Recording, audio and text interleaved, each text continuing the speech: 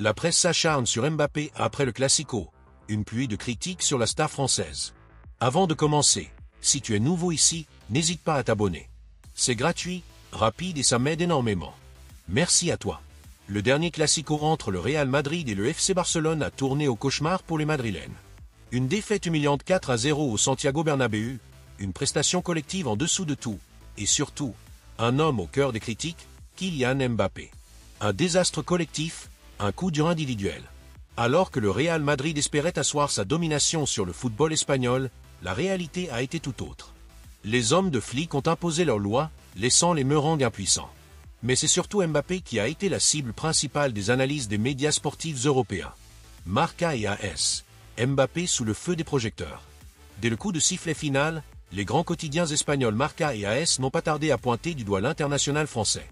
Marca titre, Mbappé pointé du doigt, et souligne que l'attaquant a été pris au piège par la défense du FC Barcelone. Le journal explique que le Real Madrid a été pris hors jeu 12 fois, et que Mbappé en est le principal responsable avec pas moins de 8 positions illicites. AS, de son côté, va encore plus loin en parlant d'un Mbappé alarmant. Timoré, inefficace, incapable de s'adapter au jeu du Barça, écrit le quotidien, qui dresse un tableau inquiétant de la prestation du joueur. Selon eux, ce premier Classico pour Mbappé aurait dû être une opportunité pour asseoir son statut de leader, mais il s'est transformé en naufrage personnel. Une humiliation même en France. Le journal L'Équipe, habituellement plus mesuré concernant le capitaine de l'équipe de France, n'a pas été plus tendre. Le quotidien parle de gifles, des humiliations et insiste sur le contraste entre les attaquants barcelonais, décisifs et inspirés, et un Mbappé en manque total d'efficacité.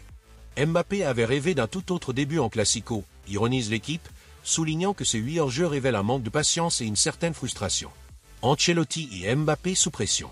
Au-delà du simple match, ces contre-performances soulèvent des questions sur l'adaptation de Mbappé au jeu du Real Madrid.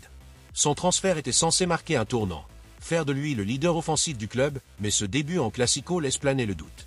Carlo Ancelotti, lui aussi critiqué pour ses choix tactiques, doit maintenant trouver des solutions pour remettre son équipe sur les rails. La pression est à son comble pour Mbappé, et les prochains matchs seront cruciaux pour redorer son image et prouver qu'il peut être le joueur décisif que tout Madrid attend.